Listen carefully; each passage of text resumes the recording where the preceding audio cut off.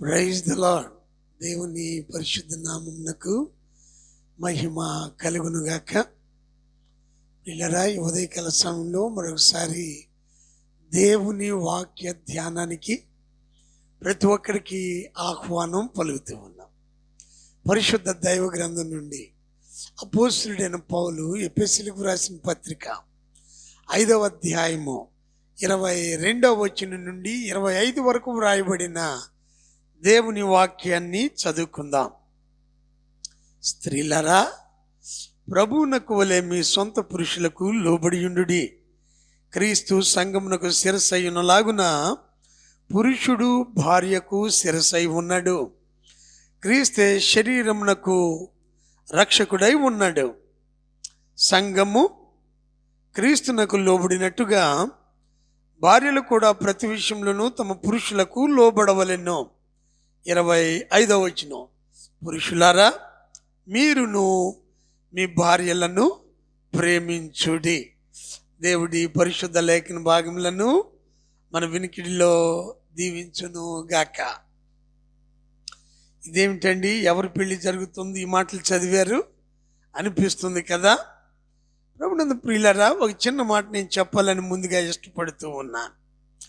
కుటుంబ వ్యవస్థ దేవుని చేత ఏర్పాటు చేయబడింది. ఈ కుటుంబ వ్యవస్థలో ఉన్న ప్రతి ఒక్కరూ, భర్త కానీ, భార్య కానీ, బిడ్డలు కానీ ఎలా ఉండాలి, వారి జీవితాలు, వారి కుటుంబాలు ఎలా కొనసాగాలి అనేది దేవుని వాక్యం సుస్పష్టంగా మనకు తెలియచేస్తూ ఉంది. దేవుని వాక్య ప్రకారం మనం జీవించగలిగితే మన కుటుంబాలు ఎంత గొప్పగా ఆశీర్వదింపబడతాయి, ఎన్ని దీవెనలు పొందుకుంటాయి. క్రీస్తు కేంద్రీకరించబడిన కుటుంబం, వాక్యము చేత నింపబడిన కుటుంబం, వాక్యం చేత నడిపించబడే కుటుంబం, ఈ కుటుంబాలను దేవుడు ఎంతగానో ఆదరించి బలపరచువాడై ఉన్నాడు. మన కుటుంబాలలో సమస్యలు వచ్చినప్పుడు, శ్రమలు కలిగినప్పుడు చాలా మార్లు అటు ఇటు పరుగులెడుతూ ఉంటాం. కానీ దేవుని లేఖనాలలో మనం గమనించినట్లుగా చూస్తే ప్రభు సన్నిధిని ప్రార్థన చేయవలసిన వారమై ఉన్నాం. ప్రతి సమస్యలో, ప్రతి కష్టములో, ఇరుకులు, ఇబ్బందులు కలిగినప్పుడు నీవు నేను ఆయన సన్నిధిని ప్రార్థించినట్లయితే దేవుడు ఏం చేస్తాడండి, ప్రతి ప్రార్థనను జ్ఞాపకంలో ఉంచుకుంటాడు. ప్రతి ప్రార్థనను ఆయన ముద్రిస్తూ ఉన్నాడు. ప్రతి ప్రార్థనకు ఆయన జవాబును, ఫలితాన్ని ఇచ్చువాడై ఉన్నాడు. హల్లెలూయా. కాబట్టి కుటుంబ వ్యవస్థ అనేది ఎలా ఉండాలి, ఏం చేయాలి అని అంటే, ఆదిలో ఒక కుటుంబాన్ని మనం చూస్తాం. ఎక్కడ వివాహం జరిగినా ఈ పేరు మనము స్మరించకుండా వివాహాన్ని ముగించాం. ఎవరండి అది అని అంటే, ఇస్సాకు, రిబ్కా. ఈ కుటుంబము దేవుని ఏర్పాటును బట్టి కట్టబడిన కుటుంబముగా మనం చెప్పుకుంటూ ఉంటాం. ఈ నవీన యుగంలో చాలా వరకు ప్రజలు ప్రేమ వివాహాలు అనేవి జరగటం మనం చూస్తున్నాం.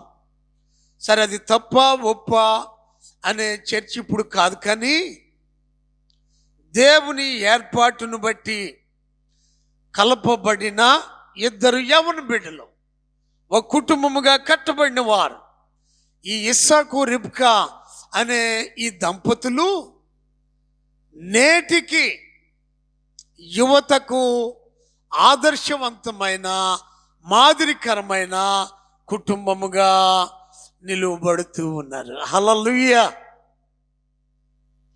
వీరిరువురి వివాహమును గురించి మనం చెప్పుకునేటప్పుడు చాలామంది దైవజనులు, భక్తి పరులు వారు చెప్పే మాట ఏమిటి అని అంటే, ఇస్సాకు ప్రభు అయిన యేసు క్రీస్తు వారికి ముంగుర్తుగా ఉన్నారు. రిబ్కా వధువు సంఘమునకు గుర్తుగా చెప్పబడుతూ ఉంది. హల్లెలూయా.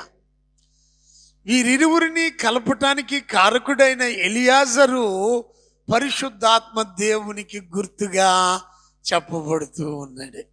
అబ్బా, అంటే వధువు రిబ్కాను వరుడైన ఇస్సాకు దగ్గరకు తోడుకొని వచ్చినవాడు, వధువు సంఘాన్ని వరుడైన యేసు క్రీస్తు వారి దగ్గరకు తీసుకుని వెళ్ళే పరిశుద్ధాత్ముడు.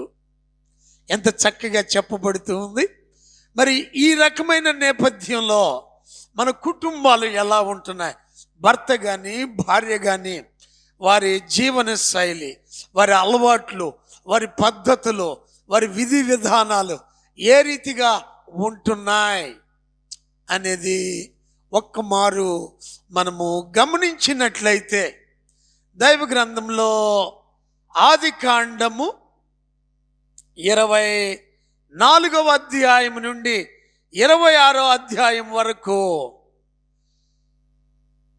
భర్తగా ఇస్సాకు కలిగి ఉన్న లక్షణాలు, భార్యగా రిబ్కా కలిగి ఉన్న లక్షణాలు, ఇవి చాలా ప్రాముఖ్యం. మనం వంట పట్టించుకోవాలి. చదవటం, వినటం, తలవటం మాత్రమే కాకుండా వారిలో ఉన్న ఈ క్యారెక్టరిస్టిక్స్ మనం కూడా మన జీవితాలలో ఆభాసన పట్టాలి, మనం కూడా సంతరించుకోవాలి. అలా ఉన్నట్లయితే మన కుటుంబాలు ఎంత గొప్పగా ఆశీర్వాదకరంగా ఉంటాయి. మొదటిగా భర్త అయిన ఇస్సాకు లక్షణాలు మనం చూసినట్లయితే ఆదికాండం 24వ అధ్యాయము 67వ వచనం చివరి వచనంలో చివరి భాగంలో ఈ మాట మనం చదువుతాం. అతడు ఆమెను ప్రేమించెను, ఇస్సాకు రిబ్కాను ప్రేమించెను. భర్త భార్యను ఎప్పుడైనా కానీ ప్రేమించాలే తప్ప తిరస్కరించకూడదు, తోలనాడకూడదు, తక్కువ చేయకూడదు. మొట్టమొదటి లక్షణం ఇది ఇస్సాకు జీవితంలో మనము చూస్తూ ఉన్న విషయం.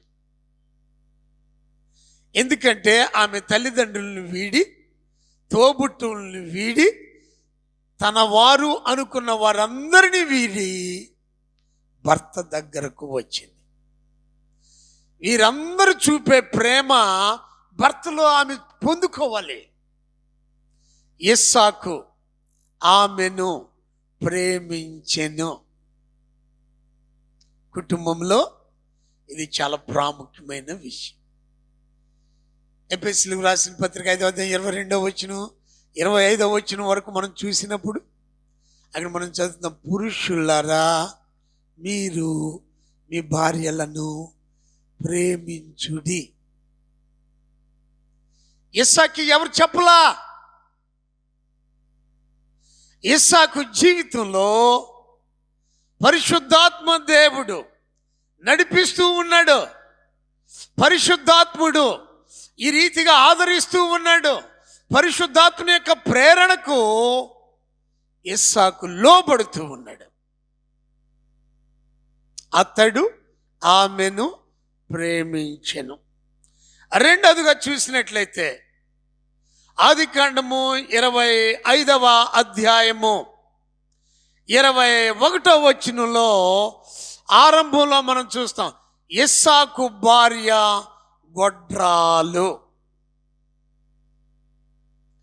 ఇస్సాకు భార్య గొడ్రాలుగా ఉంది కనుక నేటి దినాల్లో మనం చూస్తాం, వివాహం అయిన తర్వాత 2 ఏళ్ళు 3 ఏళ్ళు యవన బిడ్డకు, కోడలకి కాన్పు రాకపోతే, భార్యకు కాన్పు రాకపోతే అత్తామామలో ఇంకొక అమ్మాయిని పెళ్లి చేద్దామా అబ్బాయికి అనుకుంటున్నారు. అలాగే భర్తలు ఏం చేస్తున్నారండి, ఈ అమ్మాయితో నాకు సంతానం కలగదు కానీ వేరొకరిని చేసుకుందాం అనుకునే స్వభావం. ఇస్సాకు తన భార్య అయిన రిబ్కాను నిష్ఠూర పెట్టినవాడు కాడు, నిందలు వేసిన వాడు కాడు. ఇస్సాకు భార్య గొడ్రాలు కనుక ఆమెను ఇంట్లో నుంచి పంపించి వేశాడా? ఆమెను తోలనాడా? దూషించాడా? తిరస్కరించాడా? లేదు. మరి ఏం చేశాడండి? దయచేసి పురుషులు, భర్తలు ఈ విషయం గమనించాలి. అదే 21వ వచనంలో మనం చూస్తాము, ఇస్సాకు భార్య గొడ్రాలు కనుక అతడు ఆమె విషయమై యెహోవాను వేడుకొనెను, ప్రార్థించెను. హల్లెలూయా. 3వ లక్షణం ఇస్సాకులో మనం చూస్తున్నాం. మొదటిగా ప్రేమించాడు, రెండవదిగా ఆమెను ఆదరించాడు, ధైర్యపరిచాడు, మూడవది ఆమె కొరకు ప్రార్థన చేశాడు. చాలాసార్లు ఒక సంఘ కాపురిగా నా అనుభవంలో నేను చూశాను, చాలా మందిని చూశాను. అందరి కొరకు ప్రార్థన చేస్తాం, భార్య దగ్గరికి వచ్చేసరికి ప్రార్థన చెయ్యం, చిరాగ్గా ఉంటాం, చాలా అడావుడిగాను విసుగ్గాను కదా. తప్పండి, అలా ఉండకూడదు. ఇస్సాకు తన భార్య అయిన రెబ్కా కొరకు ప్రార్థించను, యెహోవాను వేడుకొనెను. దాని ఫలితం చూసారా ఎంత గొప్ప కార్యమో? ఇస్సాకు ప్రార్థనను బట్టట యెహోవా అతని ప్రార్థన వినెను గనుక అతని భార్య అయిన రెబ్కా గర్భవతి ఆయెను. హల్లెలూయా. ఎంత చక్కని విషయం. భర్తగా, కుటుంబ యజమానునిగా నీవు నీ జీవితంలో ప్రభు సన్నిధిని మోకరించే అనుభవం కలిగి ఉంటే నీ కుటుంబ అవసరాలు తీర్చబడతాయి, కొరతలు పూడ్చబడతాయి. చాలా కుటుంబాలలో, క్రైస్తవ కుటుంబాలలో ప్రార్థించే భర్తలు లేరు. వీరు ప్రార్థించే యజమానులుగా లేరు. దాని వలన కుటుంబాలలో అనేక ఒడిదుడుకులు, సమస్యలు ఉత్పన్నమవుతున్నాయి. గమనించుదాం. ఈ ఉదయ కాలంలో ఇస్సాకు కలిగిన శ్రమ, ఇస్సాకు ఎదుర్కొన్న పరిస్థితి, ప్రియులరా, తన పరిస్థితిలో ఇస్సాకు దేవుని సన్నిధిని ప్రార్థించెను. ఎంత గొప్ప కార్యం అది. మరలా 26వ అధ్యాయానికి వచ్చినప్పుడు 12వ వచనంలో మనం చూస్తాము, ఇస్సాకు ఆశీర్వాదం పొందిన భర్త, నూరంతలుగా అతడు ఫలం పొందాడు. యెహోవా అతన్ని ఆశీర్వదించాడు, అతను చేసే ప్రతి పనిలో దీవించాడు, అభివృద్ధి పరచెను. హల్లెలూయా. ఎంత గొప్ప ధన్యకరమైన పరిస్థితి ఇది. సహోదరుడా, నీవు ఒక భర్తగా ఉన్నట్లయితే నీవు నీ భార్యను ప్రేమిస్తూ ఆమెను నిందలు వేయక, నిష్ఠూర పెట్టక, ఆమె కొరకు ప్రార్థించి మీకున్న అవసరాలు పొందుకొని నూరంతలుగా ఫలించే వ్యక్తిగా ఉంటున్నావా? ప్రభు యొక్క ప్రణాళికలో కుటుంబ వ్యవస్థ ఎలా ఉండాలి? ప్రార్థించేవారిగా ఉండాలి. ఆ ప్రార్థనలను దేవుడు జ్ఞాపకం చేసుకుంటాడు, ఆ ప్రార్థనలను దేవుడు భద్రపరుస్తాడు, ఆ ప్రార్థనలకు ప్రభు ప్రతిఫలం ఇస్తాడు. ఇస్సాకు ప్రార్థనలను దేవుడు ఆలకించాడు, అంగీకరించాడు, ఆశీర్వదించాడు. ఆ తర్వాత 5వదిగా మనం చూసినట్లయితే 26వ అధ్యాయము 24వ వచనంలో మనం చూసినప్పుడు, బెయేర్షెబాలో ఇస్సాకు ఉన్నాడు. ఆ రాత్రి యెహోవా అతనికి ప్రత్యక్షమాయెను. ఆమేన్. దేవుని ప్రత్యక్షతను పొందుకున్నవాడు ఇస్సాకు. మా ఆవిడ ప్రార్థన చేస్తుందండి, మా ఆవిడ అసలు గుడి మానదండి, మా ఆవిడ ఉపవాసాలు కూడా ఉంటుందండి, చెప్పుకుంటాం, చాలా ఘనంగా చెప్పుకుంటాం. మంచిదే. ప్రభువు నీ కొరకు కనిపెడుతూ ఉన్నాడు. కుటుంబంలో నిన్నొక తలమానికంగా నిలువబెట్టాడు. ఆయన ప్రత్యక్షతలు నువ్వు పొందుకోవాలని కోరుతున్నాడు. దేవుని ప్రత్యక్షతలు పొందుకుంటున్నావా? ప్రభుతో గడిపే వ్యక్తివిగా నీవు ఉంటున్నావా? అంతేకాకుండా 26వ అధ్యాయము 25వ వచనంలో ఆది కాండంలో చూస్తాం. అక్కడ అతడు ఒక బలిపీఠము కట్టించి యెహోవా నామమున ప్రార్థన చేసి అక్కడ తన గుడారము వేసెను. బా, ఎంత గొప్ప విషయం అండి ప్రియా దేవుని బిళ్ళరా. ఎప్పుడైతే బలిపీఠం కట్టి గుడారం వేసుకున్నాడో అక్కడకు అబీమెలెకు ఫిలిష్తీయ రాజు వచ్చాడు. అతని సేనాధిపతి ఫీకోలు వచ్చాడు. వచ్చి వారు ఇస్సాకుతో ఒక నిబంధన చేసుకుంటూ ఉన్నారు. నెమ్మది సమాధానాన్ని ప్రభు ఇస్తుంది. భర్తగా నీవు ఆ రీతిగా ఉంటే నీ కుటుంబంలో ఎన్ని గొప్ప కార్యాలు, ఎన్ని ఆశ్చర్య కార్యాలు ప్రభు చేస్తారు. ఇస్సాకు మాదిరికరమైన భర్త, మాదిరికరమైన కుటుంబ యజమానుడు. ఆమేన్. దేవుని బిడ్డలారా, రెండోదిగా చూస్తే రిబ్కా భార్యగా తాను కలిగి ఉన్న లక్షణాలు, తప్పకుండా ప్రతి స్త్రీ జీవితంలో ఈ లక్షణాలు ఉండాలి, అవసరం. కుటుంబ అభివృద్ధి కొరకు, కుటుంబ ఆశీర్వాదం కొరకు ఈ రకమైన లక్షణాలు కలిగి ఉన్నాం. మొట్టమొదటిగా ఆదికాండం 24వ అధ్యాయం 16వ వచనంలో ఆమెను గురించి మనం చదువుతాం. ఆ చిన్నది మిక్కిలి చక్కనిది, ఆమె కన్యక, ఏ పురుషుడును ఆమెను కూడలేదు. ఆమె ఆ బావిలోనికి దిగిపోయి కడవను నీళ్లతో నింపుకొని ఎక్కి వచ్చెను. ఇక్కడ ప్రధానమైన విషయం ఏమిటంటే అందచందాల గురించి కాదండి, ఆమె పవిత్ర జీవితము కలిగి ఉన్నది.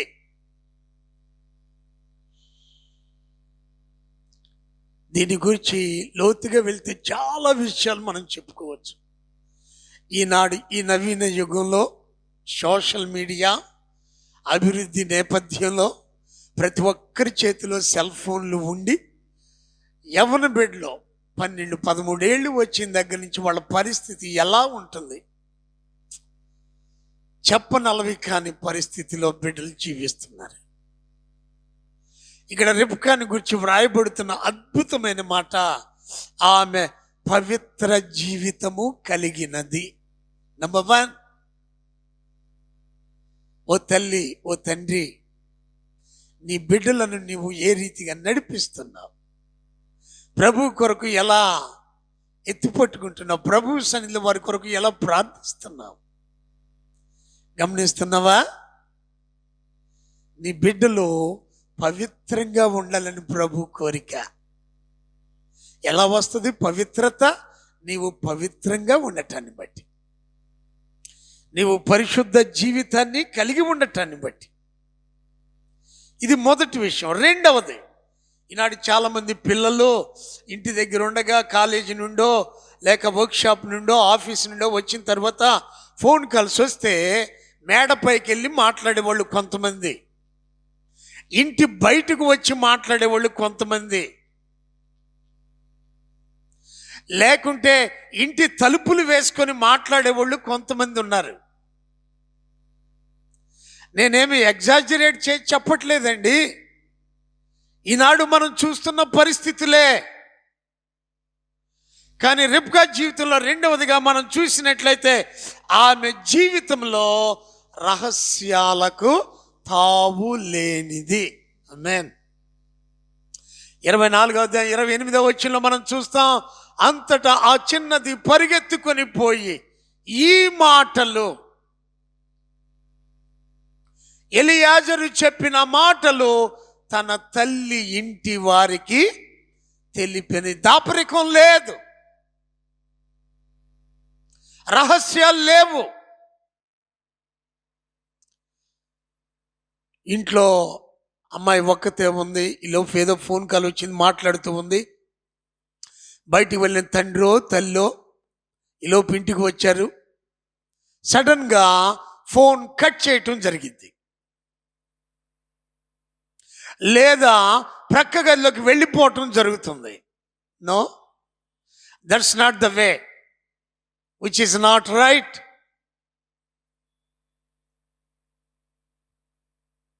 రిబ్కా పరుగు పరుగున వెళ్ళి ఎలియాజరు చెప్పిన మాటలన్నీ కూడా తన తల్లి ఇంటి వారికి తెలియజేసింది.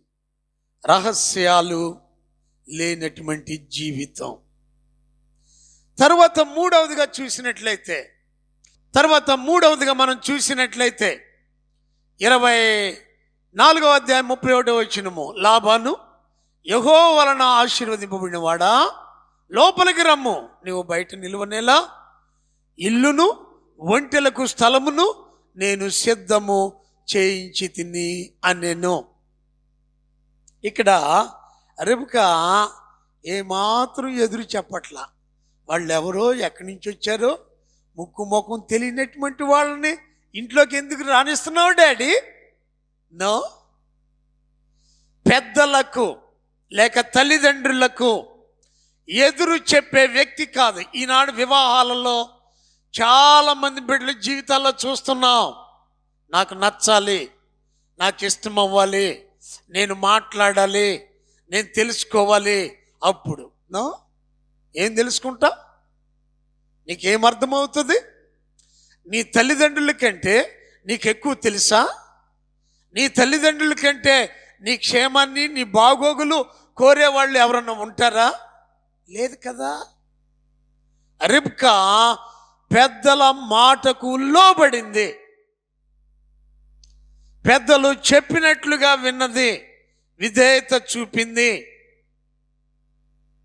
ఆ తర్వాత 4వదిగా రిబ్కా జీవితంలో మనం చూస్తే 25వ అధ్యాయము 22వ వచనంలో, ఆమె గర్భంలో శిశువులు ఒకరితో ఒకడు పెనుగులాడిరి గనుక ఆమె ఇలాగైతే నేను బ్రతుకుట ఎందుకని అనుకొని ఈ విషయమై యెహోవాను అడుగ వెళ్ళను.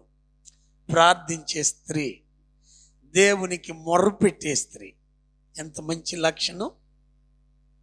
ప్రియ దేవుని బిడ్డలారా, నేను పెద్ద బోధ చేయాలని కాదు, కానీ మన కుటుంబాలు దీవెనకరంగా, ఆశీర్వాదకరంగా, అభివృద్ధి పదంలో ముందు సాగాలంటే పురుషుడా, భర్తగా నీ బాధ్యతలు, నీవు కలిగి ఉండవలసిన లక్షణాలు, అలాగే ఓ స్త్రీ భార్యగా నీవు కలిగి ఉండవలసిన లక్షణాలు, నీ జీవన విధానం, నీ పద్ధతులు ఎలా ఉంటున్నాయి? దేవుడు ఏర్పాటు చేసిన కుటుంబ వ్యవస్థ తరతరాలకు ఆశీర్వాదకరంగా, మాదిరికరంగా ఉండాలి అని ప్రభు కోరిక. ఆ మేరకు ప్రభు తటి చూద్దాం, ప్రభు మీద ఆధారపడదాం, ప్రతి విషయంలో ఆయన సన్నిధిని ప్రార్థించుదాం. నీ ప్రార్థనలను ప్రభు జ్ఞాపకం చేసుకుంటారు. వాటిని భద్రపరిచి తగిన సమయంలో వాటికి ప్రతిఫలాన్ని దేవుడు దయచేయువాడు. ప్రార్థన. కృపయు శక్తియు బలమునై ఉన్న మా ప్రీతండి, సత్యవంతుడా, సర్వాధికారి, కుటుంబ వ్యవస్థను భూమి మీద ఏర్పరిచి ఆ కుటుంబ వ్యవస్థను పాలన చేయొచ్చు నడిపించున్న దేవా, నీకే స్తుతులు స్తోత్రాలు చెల్లిస్తున్నాం. ఈ ఉదయకాలంలో నీ పిల్లలుగా, నీ విశ్వాసులుగా మా కుటుంబాలు వర్ధిల్లాలంటే, మా కుటుంబాలు నీ మేళ్లతో నింపబడాలి అని అంటే, ఇదిగో నాయనా, ఒక భర్త అయిన ఇస్సాకు వలెను, భార్యగా ఉన్న రిబ్కా వలెను మా జీవితాలు, మా కుటుంబాలు నీ సన్నిధిలో మీ చిత్తానికి లోబడి కొనసాగుటకు సహాయం చేయండి, దీవించండి. ఈనాడు చాలా క్రైస్తవ కుటుంబాలు క్రాస్ రోడ్స్లో ఉంటున్నాయి. ఏం చేయాలో, ఎటు వెళ్ళాలో, ఎలా ఉండాలో, ఏం చేయకూడదో తెలియని పరిస్థితుల్లో ఉంటున్నాం. సహాయం చేయండి. మా కుటుంబాలు మీరు బోధించిన, మీరు సూచించిన మాదిరికరమైన జీవితాలు కలిగిన వారమై నిన్ను గణపరచు వారంగా ఉండటానికి సహాయం చేయండి. నీ మాటలు ఆలకిస్తున్న ప్రతి బిడ్డ, ప్రతి కుటుంబం అటు ఇస్సాకు వలె భార్యను ప్రేమించేవారుగా, ఇటు రిబ్కా వలె భర్తకు లోబడేవారుగా, నీ భక్తుడు పౌలు గారు ఎఫెసీ పత్రికలో చెప్పినట్లుగా దాన్ని నెరవేరుస్తూ కుటుంబ వ్యవస్థ బలోపేతానికి కృషి చేయుటకు సహాయం చేయండి.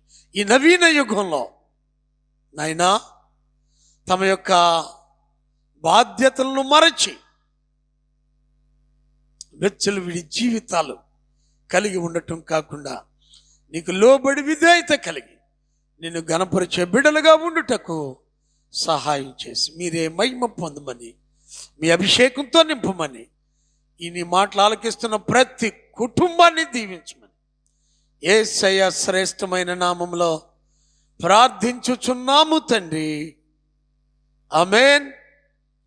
తండ్రి, కుమార, పరిశుద్ధాత్మ త్రియేక దేవుని కృపా కాపుదల ఆదరణ ఆశీర్వాదం ఆయన మాటలు ఆలకిస్తున్న మనకు, ఆయన ప్రేమించు బిడ్డలకి ಎಲ್ಲరికి ఇప్పుడు ఎల్లప్పుడూ సదాకాలం తోడయ్యుండి నడిపించునుగాక. ఆమేన్.